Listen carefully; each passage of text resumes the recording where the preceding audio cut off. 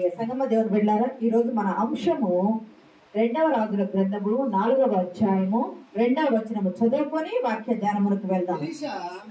నా వలన నీకేమి కావాలను, ఇంటిలో ఏమి ఉన్నదో అది నాకు తెలియజెప్పమని.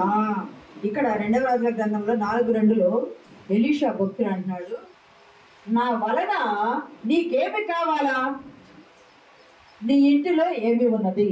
ఈరోజు మన అంశము నీ యొద్ద ఏమి ఉన్నది. నీ ఇంటిలోనా, నీ యొద్ద, నీ చేతిలోనా అంశము. నీ యొద్ద ఏమి ఉన్నది మన అంశము, ఏమి ఉన్నది మన యొద్ద. ఎందుకు ఈ మాట ఇక్కడ సందర్భంలో ఎలీషా భక్తుడు ఎందుకు ఈ మాట అన్నాడు? ఈమె అసలు ఎవరు? ఈ మాట అనడానికి కారణం ఏమిటి? ఈమె ఎవరు అని అంటే, ఎలీషా ప్రవక్తగా ఉన్నాడు. ప్రవక్త ఎలీషా అంటే యెహోవాయే నా రక్షణ అని అర్థము. ఎలీషా ప్రవక్తగా ఉన్నాడు. ప్రవక్త అంటే అర్థము దేవుని నోటి వంటి వాడు. దేవుడు ఏదైతే చెప్పాలని అనుకుంటున్నాడో ఆ మాటలు అదే రీతిగా ప్రకటించే వ్యక్తే ప్రవక్త. ప్రియ సంగమ, ఎలీషా ప్రవక్తకి కొందరు శిష్యులు ఉన్నారు. శిష్యుల బృందం ఉంది. ఆ శిష్యుల బృందంలో ఒక శిష్యుడు చనిపోయాడు. అతనికి భార్య ఉంది, 2 కుమారులు ఉన్నారు, 2 కొడుకులు ఉన్నారు. ఆ చనిపోయిన ఆ ప్రవక్త, అతను కూడా ప్రవక్త, ఒక రకంగా శిష్యుడు అంటే ప్రవక్త, శిష్యులు కాబట్టి ప్రవక్తలే అవుతారు వాళ్ళు కూడా. ఆ శిష్యులు చనిపోయారు. అప్పుడు పరిస్థితి ఎలా ఉందయ్యా అంటే కరువు కాలంగా ఉంది. 3-2 అధ్యాయులు మనం చూడవసరం లేదు, కానీ 3వ అధ్యాయంగా చూస్తే కరువు కాలం అంటే పశువులకు కూడా నీళ్లు లేకుండా ఉన్న పరిస్థితి ఉంది. పశువులకు కూడా నీళ్లు దొరకని పరిస్థితిలో అప్పుడు ఎలీషా భక్తుడు ఒక సంఘటన చేయగా, అక్కడ భూమి తవ్వించగా, లోయల్లాగా గుంటల్లాగా తవ్వించగా అక్కడ నీళ్లు పడ్డట్టు లేఖన భాగాల్లో ఉంది. తర్వాత కాలంలో రాజులు యుద్ధాలు జరగటము, ఆ యుద్ధాలలో రాజు తన కుమారుణ్ణి నరబలిస్తాడు. వీటి ద్వారా ఏమైందంటే పాపం బహుగా పెరిగిపోయింది. దేవునికి చాలా కోపము. దేవుడు తెగులు కానీ శాపం కానీ పంపించడానికి ఇవి కారణాలు. కరువు కాలం అయిపోయింది. ఆ రాజు చేసిన ఆ పాపాన్ని బట్టి తన సొంత కుమారుని రాజరికం కోసం నరబలి ఇస్తాడు. అది దేవుడికి చాలా కోపం కలిగించి అసహ్యమైన కార్యము. అటువంటి పరిస్థితుల్లో ఎవరి దగ్గరికి వెళ్తారు? రాజు దగ్గరికి వెళ్తాము. రాజు దగ్గర చెప్పుకుందామంటే రాజు ఏం చేస్తున్నాడు? తన రాజరికం కోసం కన్నబిడ్డనే బలిచ్చాడు, కన్న కొడుకునే బలిచ్చాడు. మరి అయ్యా, నా పిల్లల్ని అప్పులోళ్ళు పట్టుకుపోతున్నారంటే వీళ్ళు కూడా బలిస్తే బాగుండు అనుకున్న మనసు ఉంటుంది కదా రాజుకి. రాజు దగ్గరికి ఆమె వెళ్ళలా. మరి ఎక్కడికి వెళ్ళింది? ఆమె ప్రవక్త అయిన ఎలీషా యొద్దకు వెళ్ళింది. ప్రియ సంగమా దేవుని బిడ్డలారా, ప్రవక్త అయిన ఎలీషా యొద్దకు వచ్చి ఆమె చెప్తుంది, మనము ఎప్పుడు అయ్యగారు ఒక మాట చెప్తారు, లా కొమ్మిస్తే లే, దా కొమ్మిస్తే లేదు అనే మాట వాడకూడదు. లేదు వాళ్ళ తాతగారు ఎవరు అంటారంట, మన ఇంటి ముందుకు ఎవరైనా వస్తే లేదు అనే మాట వాడకూడదు అని అంటారు. అయితే ఈ ఉన్న పరిస్థితులను బట్టి ఈ ప్రవక్త శిష్యుని భార్య ఈ ప్రవక్త యొద్దకు వచ్చి కొన్ని మాటలు చెప్తుంది. ఏమనంటుంది? అయ్యా, నాకు భర్త లేడు అంటే, భర్త చనిపోయాడు కదా, నాకు భర్త లేడు, నా భర్త అప్పు చేశాడు, ఆయన చనిపోయాడు, అప్పు తీర్చే స్తోమత నాకు లేదు, అది తీర్చే మార్గము నాకు లేదు. నా భర్త చనిపోయాడు, నా ఇంటిలో ఏ ధనము లేదు, నాకు అప్పు తీర్చే స్తోమత లేదు, తీర్చే మార్గము లేదు, సహాయపడేవారు ఎవ్వరూ లేరు. 5 విషయాలు ఇక్కడ చెప్తుంది. 1, నా భర్త చనిపోయాడు, ఆయన దేవుని యొక్క భయభక్తులు కలవాడు, నీకు తెలుసు. నా ఇంట్లో ఏ ధనము కానీ ఏమీ లేవు, నాకు అప్పు తీర్చే స్తోమత లేదు, అది తీర్చే మార్గం కూడా నాకు కనపట్టలేదు. ఎందుకు? కరువు కాలం కదా, కనపట్టలా. నాకు సహాయపడేవారు కూడా ఎవరు లేరు. ఎంతగా అక్కడ ప్రాధేయపడుతుంది మనం గమనించినట్లయితే. వచ్చి లేదు అనే మాట అంటే మనమైతే విసుకుంటామేమో, అన్ని ఉన్నా ఏమి లేదంటుంది అనుకుంటామో, ఏమైనా అనుకోవచ్చు మన మనుషులు కాబట్టి. కానీ ఆయన ప్రవక్త కదా, ఆయన యుద్ధకు వచ్చి ఆయన చెప్తా ఉంటే ఆయన అన్నాడు, నా వలన నీకేమి కావాలి, నా వలన నీకేమి కావాలా, నీ ఇంటిలో ఏమి ఉన్నది, లేదా నీ యొద్ద. ఆమె స్త్రీ కాబట్టి ఆమె అన్నాడమ్మా, నా వలన నీకేమి కావాలా, నీ ఇంటిలో ఏమి ఉన్నది? ఆమె చెప్తుంది, ప్రవక్త ఆ మాట అన్నప్పుడు ఆమె చెప్తుంది, అయ్యా నా ఇంటిలో నూనె కొండ ఒకటి ఉన్నది, నా ఇంటిలో నూనె కొండ ఒకటి ఉన్నది, అది తప్ప ఏమీ లేవు. ధనము లేదు, ధాన్యం లేదు, పొలం లేదు, పంట లేదు, ఆస్తి లేదు, ఐశ్వర్యం లేదు, ఏమీ లేదు. ఒక్క నూనె కొండ ఉన్నది, 2 కుమారులు ఉన్నారు, నాకు ఇంకో అప్పు ఉన్నది. 3 చెప్తుంది, నాకు నూనె కొండ ఒకటే ఉన్నది, అది తప్ప ఏది లేదు. నాకు 2 కుమారులు ఉన్నారు, వాళ్ళ అప్పుల వాళ్ళు వచ్చి నా కుమారులు బానిసలుగా దోసులుగా తీసుకెళ్ళిపోతున్నారు. అయ్యా అది తప్ప ఇంక ఏమీ లేదయ్యా, అప్పు మాత్రం ఉన్నదయ్యా అని ఆయన ఎద్దుకు మొరపెట్టగా, అసలు ఎలీషా భక్తుడు చాలా అద్భుతాలు చేశాడు కదా. ఆయన బ్రతికిన కాలంలో ఏలియా భక్తుడి కంటే కూడా ఎక్కువ అద్భుతాలు చేశాడు. ఆమె లేదు లేదు లేదు లేదు అని మాట చెప్తుంది.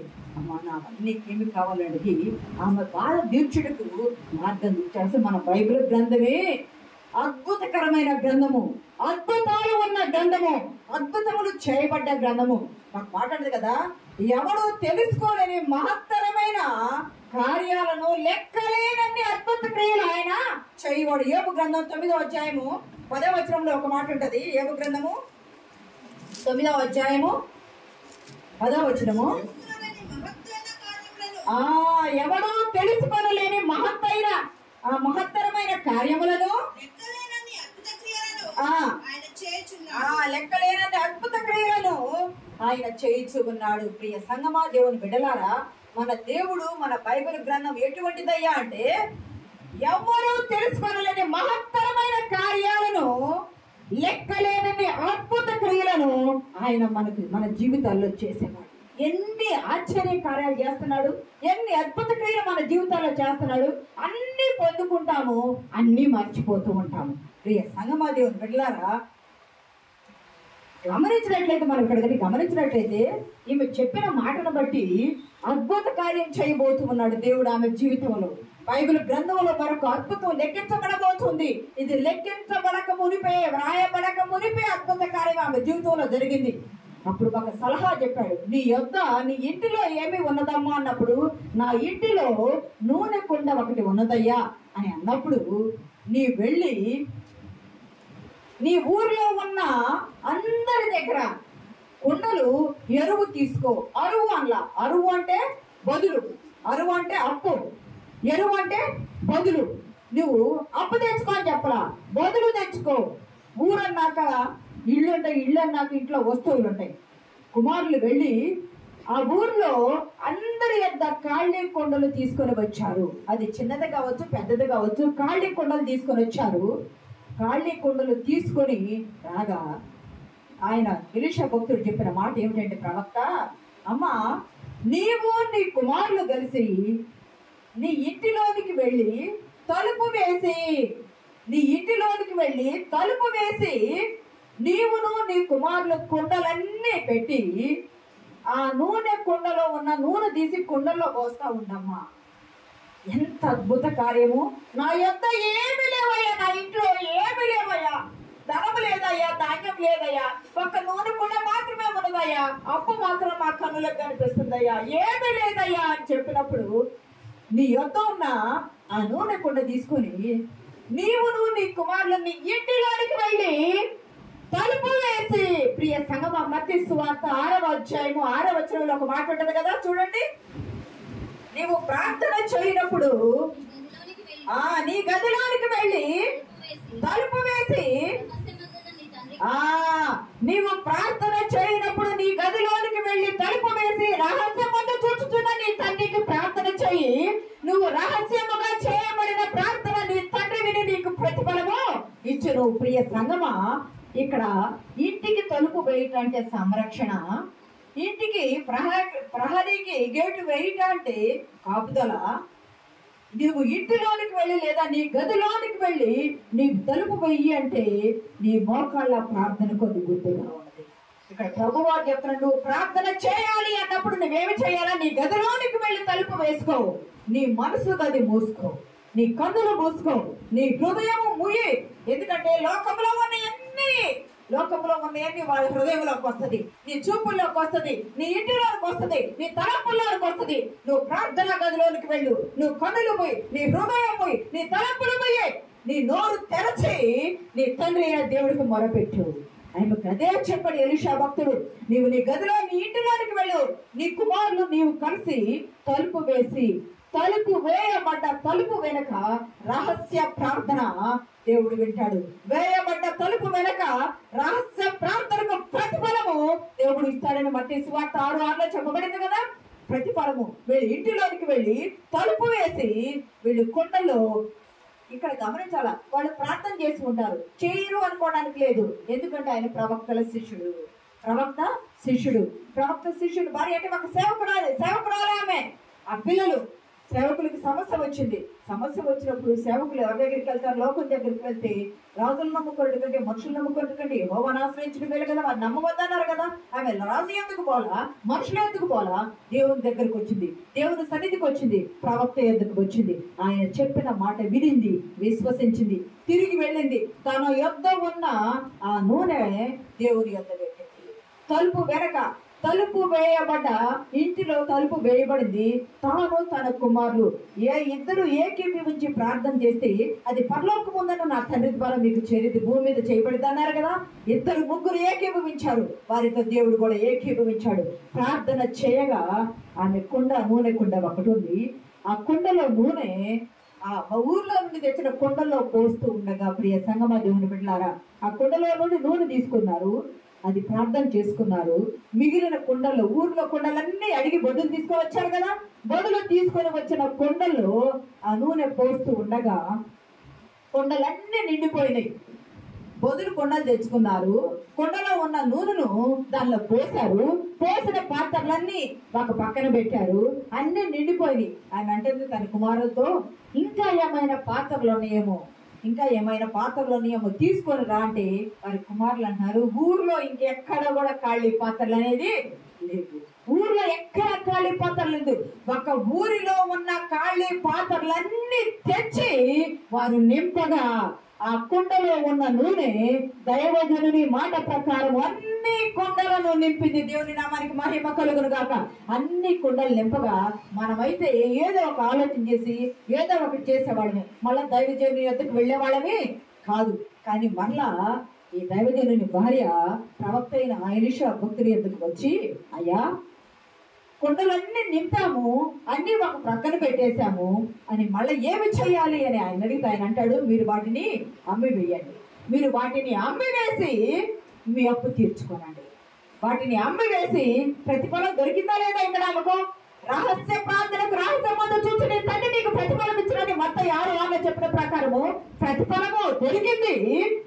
అన్ని కుండలు నింపగా వారు తీసుకువెళ్ళి అమ్మగా ఆయన అంటాడు, అమ్మి మీ అప్పు తీర్చుకోనంటే వారు తీసుకువెళ్ళి అమ్మగా వారు అప్పు తీరింది, ఇంకా కొంత మిగిలింది. ఆ మిగిలిన దాంతో వారు ఏం చేశారు? వారి జీవనాన్ని కొనసాగించారు. మన దేవుడు ఎటువంటి దేవుడు అయ్యా అంటే, ఎఫెసీ పత్రిక చూడండి ఒకసారి 3వ అధ్యాయము, ఎఫెసీ పత్రిక 3వ అధ్యాయము 20-21 వచనాలు చూడండి. మనలో కార్య సాధకమగు తన శక్తి చొప్పున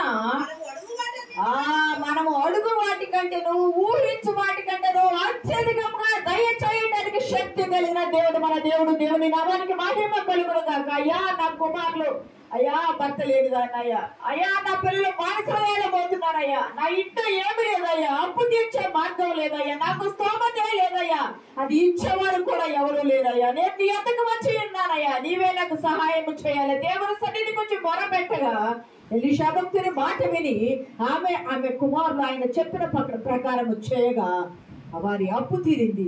తన కుమారులు మరలా బానిసలకు వెళ్ళారు. కుమారులు బానిసలకు వెళ్ళే అవసరం అనేది లేదు. మరలా అప్పు చేయకుండా మిగిలిన దానితో వారు బ్రతికారు. ప్రియ సంగమా దేవుని బిడ్డలారా, ఈ కుండలో ఉన్న నూనె అనేది పరిశుద్ధాత్మకు సాదృశ్యం. కుండలో ఉన్న నూనె అనేది పరిశుద్ధాత్మకు సాదృశ్యము. ఒక కుండలో ఉన్న నూనె మిగిలిన కుండల్లో నింపబడింది. ప్రియ సంగమా దేవుని బిడ్డలారా, ఈ కుండ అనేది మన మట్టి ఘటానికి సాదృశ్యం. కొరింథీ పత్రికలో ఉంటుంది కదా, 2 కొరింథీ 4:7 ఉంటుంది కదా. రెండవ కొరింథీ పత్రిక 4వ అధ్యాయం 7వ వచనంలో ఒక మాట ఉంటుంది.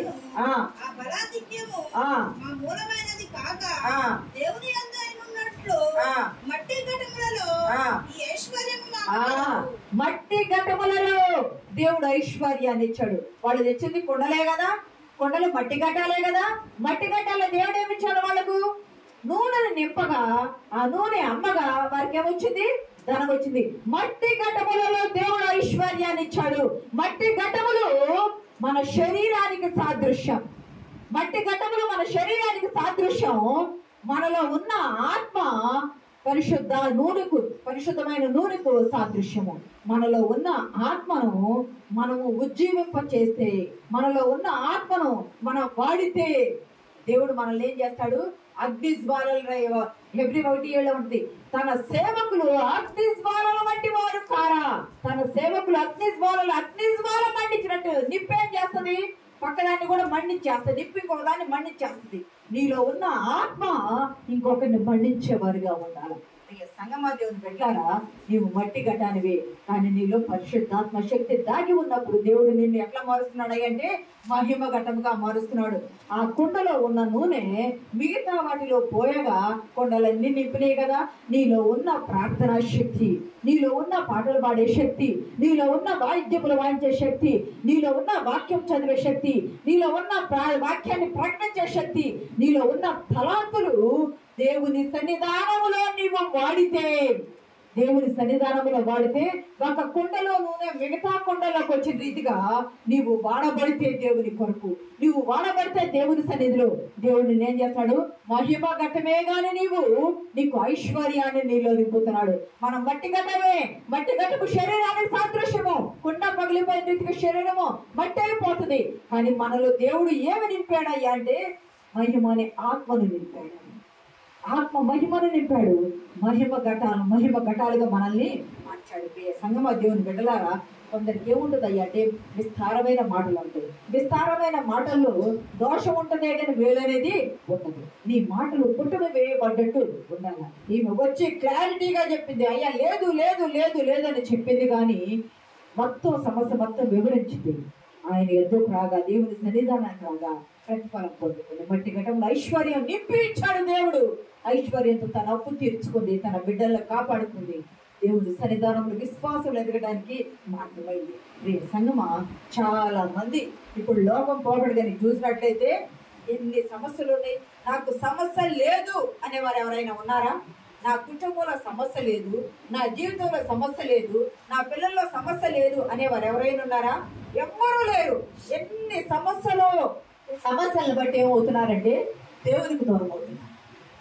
సమస్య ఉంటే దేవుని ఎదురు రావాలి. ఏమి దూరమైందా? భర్త లేడు కదా, కరువు కాలం కదా, పంట లేదు కదా, ఇంట్లో ఏమి లేదని ఆమె చెప్పింది కదా, ఉన్న పిల్లలు కూడా వెళ్ళిపోబోతున్నారు కదా బానిసలుగా. అయినా అప్పు ఇంకా మిగిలే ఉంది కదా ఆమె మీద. ఆ నెత్తిన భారం ఉంది, అప్పు భారం ఉంది. అయినా ఆమె దేవుని సన్నిధికి వచ్చే ప్రతిఫలం పొందుకున్న రీతిగా మనకి ఎన్ని సమస్యలు ఉన్నా దేవుని యొద్ద కనిపెట్టాలి. చాలా మంది ఉద్యోగం లేదు అని కృంగిపోతూ ఉంటారు. చాలా మంది వివాహం జరగలేదు అని కృంగిపోతారు. చాలా మంది ఇల్లు లేదు అని బాధపడుతూ ఉంటారు. ఉద్యోగం చేస్తూ ఉద్యోగంలో ప్రమోషన్ లేదని కృంగిపోయే వాళ్ళు ఉన్నారు. మొన్న అబ్దుల్ కలాం ఒక మాట అంటాడు, నీకు ఉన్న ఉద్యోగం చిన్నదే, నీవు వద్దని దాంతో తృప్తి పడకపోతే అది వేరే వాళ్ళకి జీవనం అయితే. నీ ఉద్యోగం చిన్నదే, నువ్వు చేసేది చిన్న పనే, కానీ ఈ ఉద్యోగం నాకొద్దు, దీనిలో నేను సాటిస్ఫై కావట్లేదని మనం అనుకుంటే మనం చేసే ఉద్యోగమే అది లేని వాళ్ళకంటే అది జీవనాధారం అయిద్దండి. జీవనాధారం అయితే సంగమా దేవుని బిడ్డలారా, మనం గమనిస్తే ఉద్యోగం లేదనుకో దేవుని దగ్గర కనిపెట్టు. నువ్వు కోరుకున్న ఉద్యోగం కాదు, దేవుడు ఇచ్చిన ఉద్యోగం నుంచి. నువ్వు కోరుకున్న ఉద్యోగం అంటే నువ్వు ఏదో అనుకుంటావు, ఐఏఎస్ అంటావు, ఇంకేదైనా అంటావు. నువ్వు కోరుకున్నది కాదు, దేవుడు నీకు ఇచ్చిన దాన్ని నువ్వు సాటిస్ఫైగా ఇంకా నీకు కావాలన్నప్పుడు నువ్వు ప్రయత్నం చేస్తావు. కానీ ఉన్నదాన్ని చేస్తున్న జాబ్లో తృప్తి లేదనుకుంటాం. చేస్తున్న జాబ్లో తృప్తి లేదు, చేస్తున్న జాబ్లో పర్మనెంట్ లేదు. ఇల్లు కట్టుకుంటాము, ఇంటి మీద అప్పు ఉంటుంది. కారు కొనుక్కుంటాము, కారు మీద అప్పు ఉంటుంది. చదువుల కొరకు డబ్బు తీసుకుంటాం, వాటి మీద అప్పు ఉంటుంది. నెల వచ్చేటప్పటికి ఈఎంఐలు, ఒక్క రోజు బాగలేకపోయినా, ఒక నెల బాగలేకపోయినా కింద మీద అయిపోతా ఉంటాయి. తల్లకిందులు అయిపోతూ ఉంటాం, సమస్యలు అయిపోతూ ఉంటాయి. కానీ మనం ఎక్కడికి రావాలయ్యా అంటే దేవుని యొద్దకు మాత్రమే, దేవుని యొద్దకు రావాలి. ఎందుకంటే యెహోషువ గ్రంథం 3వ అధ్యాయము 5వ వచనంలో మాట్లాడి చూడండి. అద్భుత కార్యములు చేయడం కనుక మిమ్మల్ని మీరు పరిశుద్ధపరచుకోవడం జరిగి చెప్పాను. దేవుడు ఏం చేస్తున్నాడు? యెహోషువ అన్నాడు, ప్రజలారా వినండి, ఇశ్రాయేలీయులారా వినండి, రేపు యెహోవా మీ మధ్య అద్భుత కార్యాలు చేయబోతున్నాడు. మిమ్మల్ని మీరు ఏం చేసుకోవాలా? పరిశుద్ధపరచుకోవాలా. నువ్వు ఇప్పటి వరకు లోకములోనే ఉన్నావు కదా. లోకములో ఉన్న నీవు లోకాన్ని విడిచి, లోక తలంపులను విడిచి దేవుని ఎద్దుకు వచ్చావు కదా. దేవుని ఎద్దుకు వచ్చిన నీవు మళ్ళా నీకు పరిష్కారాలు కావటంలా, సమస్యలకు మార్గం దొరకటం లేదని మళ్ళా నువ్వు లోకంలోకి పోతే, లోకంలో నువ్వు లోకానికి మళ్ళీ వెళ్ళిపోతే, లోకంలో ఉన్న నీవు మళ్ళీ దేవుని యొద్దకు వచ్చి ఉపయోగం ఏముంది? నువ్వు మళ్ళా లోకస్తులుగానే బతుకుతూ ఉన్నావు కదా. నువ్వు విశ్వాసంతో ఉండు. యెహోషువ అనే రీతిగా దేవుడు మీ మధ్య అద్భుత కార్యములు చేయను, అద్భుత కార్యము చేయను. నువ్వు ఎవరి ఎద్దకు వెళ్ళ ప్రియ సహోదరుడా సహోదరి, ఈ రోజు నీ జీవితంలో ఎంత కష్టం ఉందో నాకైతే తెలియదు. మనుషులు పైరూపాన్ని చూస్తారు, అంతరంగాన్ని చూసేది దేవుడు కదా. నీ కుటుంబాన్ని కట్టాలన్నా, నీ భర్త పిల్లల్ని కట్టాలన్నా, నీ భార్య పిల్లల్ని కట్టాలన్నా, నీ కుమారుడు కుమార్తెకు వివాహం జరగాలన్నా, నీ అప్పు తీరాలన్నా ఈ స్త్రీ వలె దేవుని ఎందుకు రావాలి. నీ పిల్లలకు వివాహం జరగాలన్నా అయ్యా మంచి జీవిత భాగస్వాములు సిద్ధపాటు చెయ్యి. ఒక సమస్య వచ్చిందంటే ఆ సమస్య మన చేతిని దాటొచ్చు కానీ దేవుని చేతిని దాటిద్దా? మన చేతిని దాటిపోవచ్చు, మనం పరిష్కారం చేయలేకపోవచ్చు, కానీ దేవుని చేతినది దాటిపోదు. ప్రభు సన్నిధానంలో అయ్యా సమస్య ఉంది, జనం ఇలాగ అనుకుంటున్నారు, పరిష్కార మార్గం దొరకట్లేదు, ఏమి చేయాలో తోచట్లేదు, మార్గం చూపించేవారే మాకు లేరు. మేము నీ ఎద్దుకు వచ్చాను ప్రభు, నీ ఎద్దుకు వచ్చి సహాయం అడుగుతున్నా, సహాయం చేయ ప్రభు అంటే పరలోకపు దేవుడు. ఎప్పుడు చాలాసార్లు చెప్తా, నాకు ఇష్టమైన మాట అది. ఇశ్రాయేలీయులు మూలుగుచు మొరపెట్టినప్పుడు దేవుడు వారి మాట మూలుగును విన్నాడు, వంగి ఆయన చూచి వారి ఎదుగు దిగివచ్చానన్నాడు కదా. వారి మూలుగు నుండి వారిని విడిపించాడు కదా. ఈరోజు దేవుడు నిన్ను విడిపించడా? నీ సమస్య నుండి నీకు పరిష్కారము చూపించడా? నువ్వు విశ్వాసం అడగాల. ఆ రోజు ప్రజలకున్న దేవుడు ఆ శ్రీవారు అడిగితే పరిష్కారం చూపించాడు కదా. ఆ రోజు ఉంది అదే దేవుడు, ఈ రోజు ఉన్నది అదే దేవుడు. యేసుక్రీస్తు ప్రభు వారి కాలంలో కూడా యోమయ, సమరయ, గలిలయ, కపెర్నహూము ఆ ప్రాంతాల్లో ప్రభు ఎన్నో అద్భుత కార్యాలు చేశాడు కదా. ఎంతో మందిని కాపాడాడు కదా. ఆ రోజు ఉన్న ప్రభువే ఈ రోజు కూడా ఉంది కదా. నిన్న నేడు నిరంతరము ఏకరీతిగా ఉన్న దేవుడు కదా మన దేవుడు. నమ్మదగిన వాడు, అద్భుత కార్యాలు, ఆశ్చర్యక్రియలు మన జీవితంలో చేయవాడు. ఆయన మనకు తోడై ఉన్నాడు. ప్రియ సంగమా దేవుని బిడ్డలారా, నీకు ఏ సమస్య అయినా కావచ్చు, కానీ నువ్వు లోకం వైపు తిరగకూడదు. దేవుళ్ళకి వచ్చిన తర్వాత అది ఎంతటి సమస్య అయినా, మనం మునిగిపోయే సమస్య అయినా, ఊబిలాగా దిగిపోయే సమస్య అయినా, మనం లోకం వైపు తిరిగామా నీ కొరకే సాతానుడు గర్జించే సింహం వలె బలమేసి నువ్వు ఎప్పుడు మళ్ళా తిరిగి నా ఎద్దుకు వస్తావని చూస్తూ ఉన్నాడు. సాతాను ఉచ్చులో, సాతాను పెట్టే చిక్కులో నువ్వు పడకూడదు.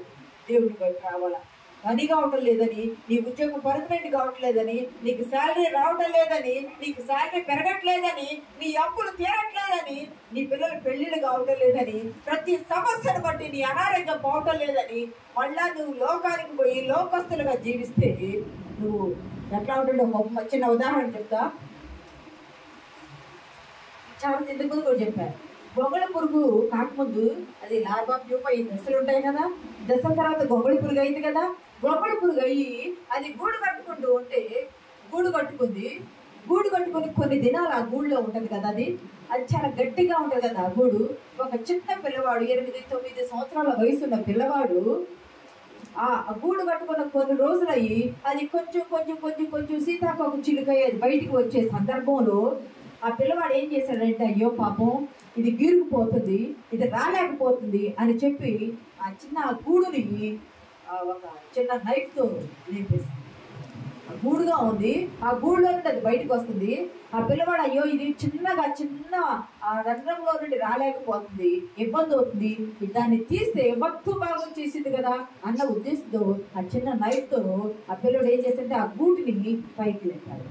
పైకి లేపేటప్పటికి అది బయటకు వచ్చిన భాగమేమో సీతాకోక చిలుకైంది, లోపల ఉన్న భాగమేమో గొంగళి పురుగుగా ఉంటాయి. ఇప్పుడు అది భూమి మీద నడవగలిగిందా? భూమి మీద గొంగళి పురుగులాగా భూమి మీద నడవగలిగిందా? నడవలేదు. సీతాకోక చిలుకలాగా పైకి ఎగరగలిగిందా? ఎగరలేదు. అంటే గొంగళి పురుగులాగా అది భూమి మీద నడవలేదు, సీతాకోక చిలుకలాగా పైకి ఎగరలేదు. నీ సమస్యను బట్టి, నీకున్న కష్టాన్ని బట్టి, నీ బాధలను బట్టి, ఈ తీరట్లేని అప్పులను బట్టి నీవు లోకంలో నుండి దేవుళ్ళలోకి వచ్చావు. మళ్ళీ దేవుళ్ళలో నుండి నువ్వు లోకంలోకి పోతే ఈ సీతాకోక చిలుక అది పైకి ఎగరను లేదు, భూమి మీద పాకను లేదు, సగంలో అయిపోయింది. ఎటుకోకుండా జీవితం అయిపోయింది. దేవుని బిడ్డ ఆమె ఆ స్త్రీ ప్రభు తండ్రి ఎలీషా భక్తులు ఎదుకు వచ్చి మొరపెట్టినప్పుడు రహస్యమందు చూసి తండ్రి ప్రతిఫలం ఇచ్చాడు కదా. మన కొరతల్ని సమృద్ధిగాను, మన దుఃఖాలను సంతోషాలుగా మార్చే దేవుడు మన జీవితంలో ఉన్న ప్రతి కోదవలో కొరతలు తీర్చి మనల్ని సమృద్ధితో నింపుతాడు. 2వ భాగానికి వెళ్దాం. చూడండి, నిర్గమాకాండము 4వ అధ్యాయము 2వ వచనం చూడండి.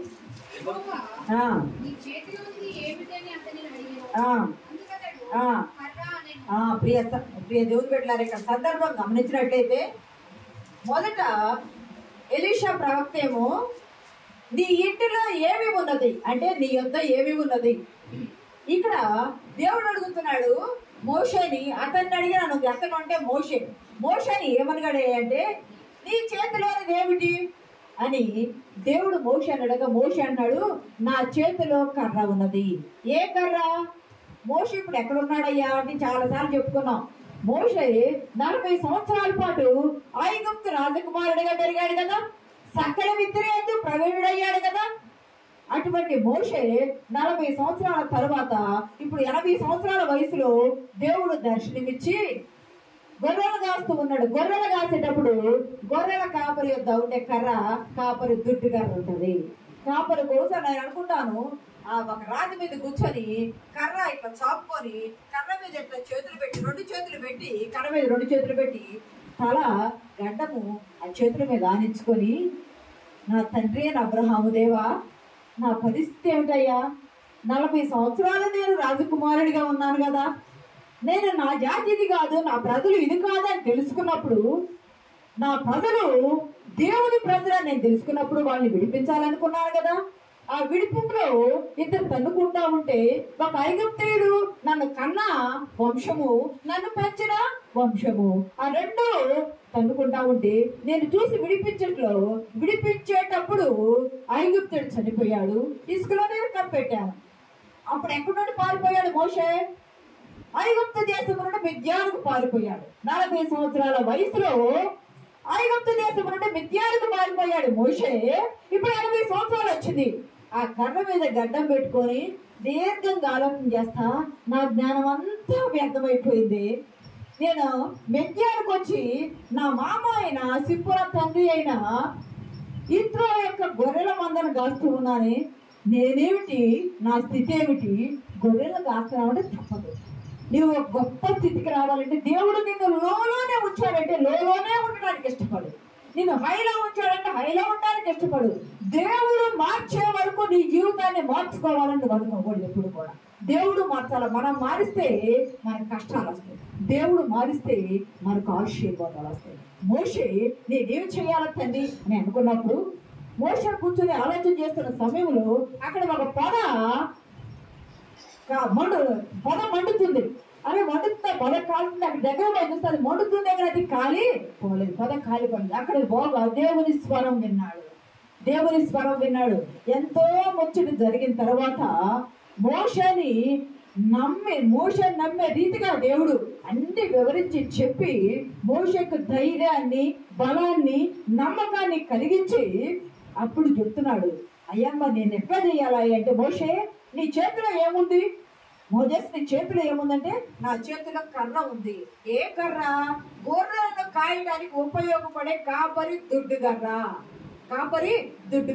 కాపర్ల కర్రలు మొక్కి తిరుగుంటాయి. గమనించారు ఎప్పుడైనా?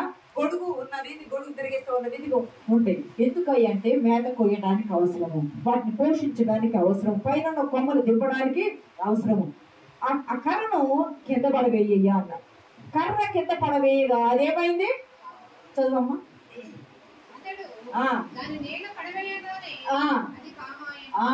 అతను ఆ కర్రను నేల పడవేయగానే దేవుడు పడవేయమన్నాడు.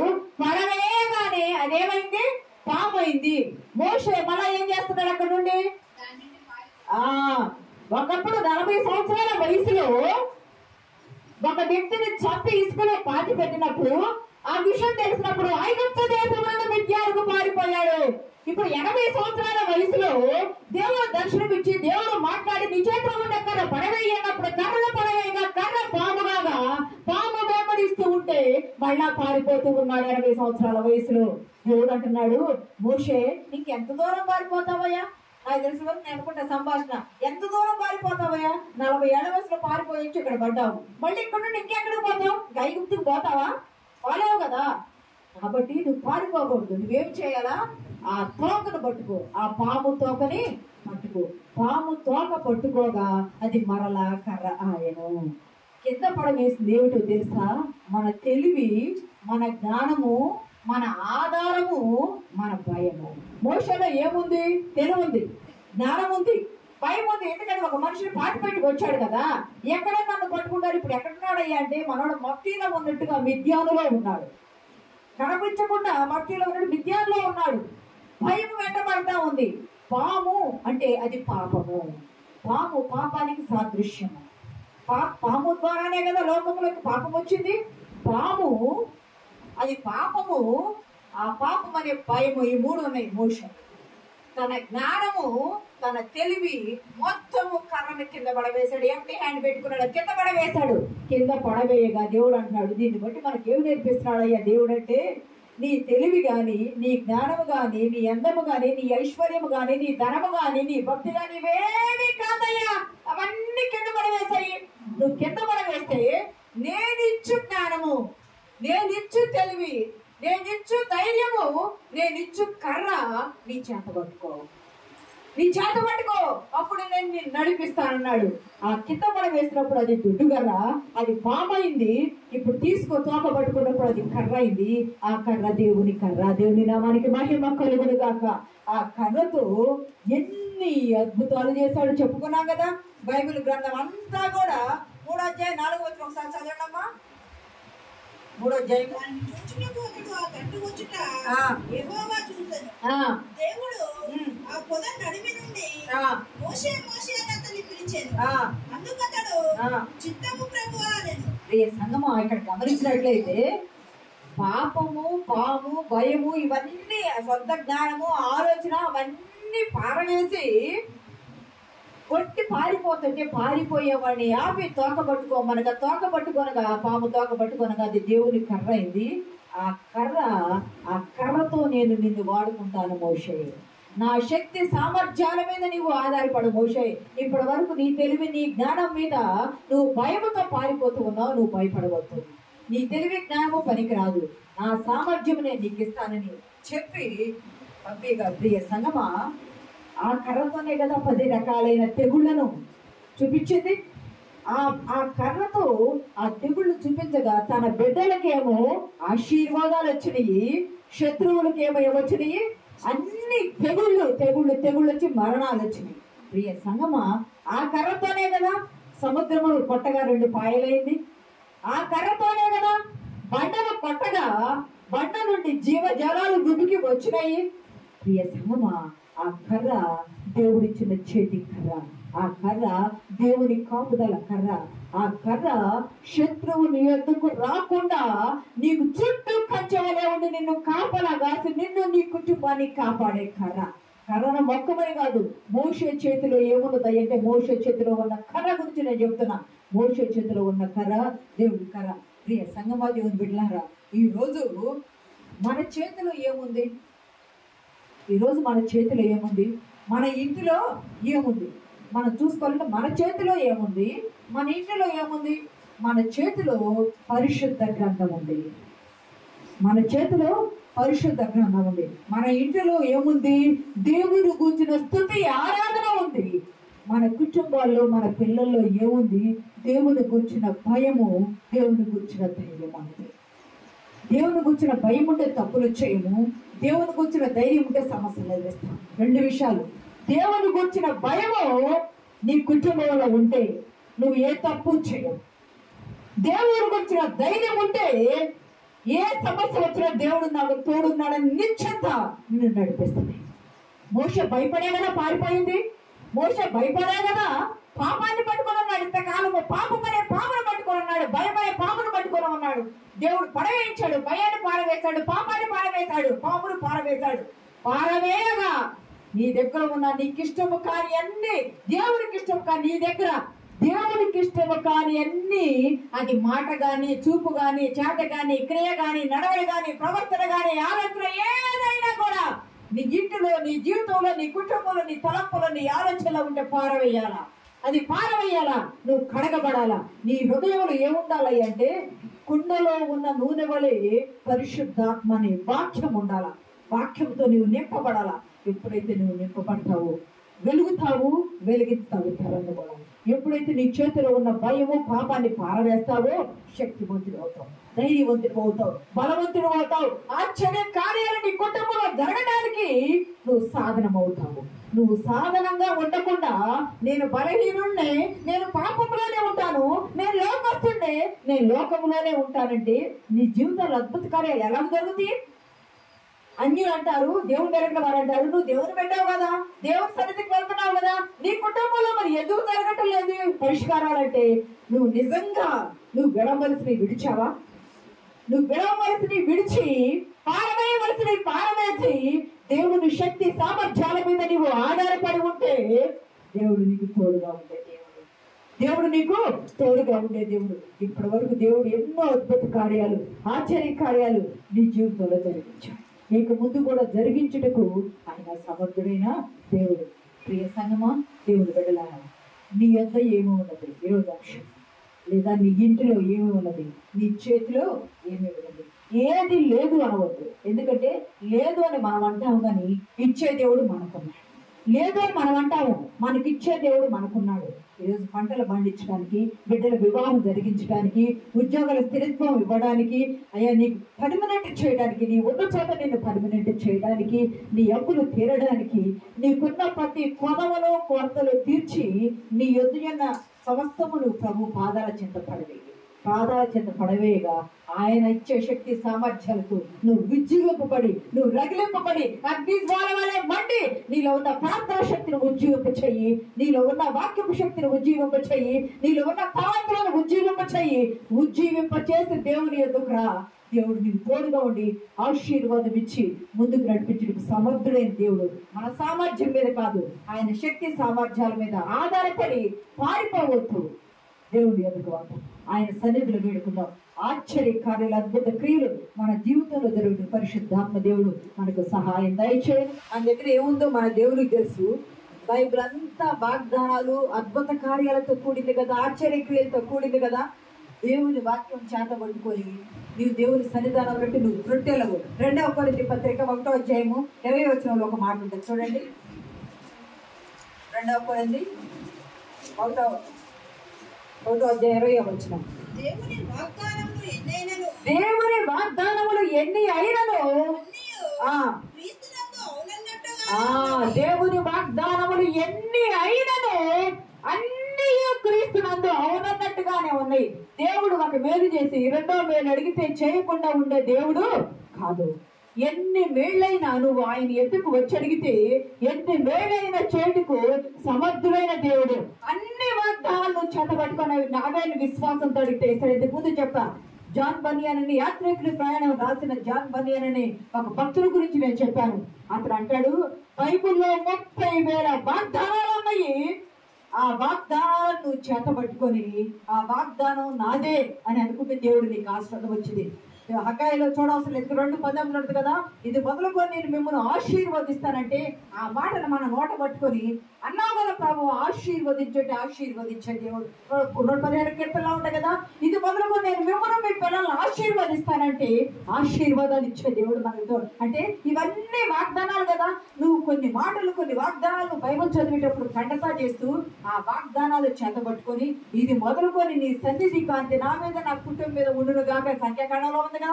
ఆ వాగ్దానాలు చేతబట్టుకుంటే వాగ్దానాలన్నీ అన్ని అవునన్నట్టుగానే ఉన్నాయి అన్నాడు కదా కొరింథీ పత్రికలో. అన్ని ఇచ్చే దేవుడు ఈ రోజు నీకు తోడుగా ఉన్నాడు. ఆ స్త్రీకి ఇచ్చాడు, ఈ మోషేకి ఇచ్చాడు, మనకి ఇవ్వడా? మనకు కూడా ఇస్తాడు. మనం కూడా పొందుకొని ఆయన నామాన్ని మహింపరిచినట్టు ముందుకు సాగిపోదాం. పరిశుద్ధాత్మ దేవుడు సహాయం దయచేయను గాక. వచ్చే వారం మిగిలిన భాగం చెప్పుకోండి. దేవుడి వాక్యం దీవించి ఆశీర్వదించిన గాక. ఆమేన్.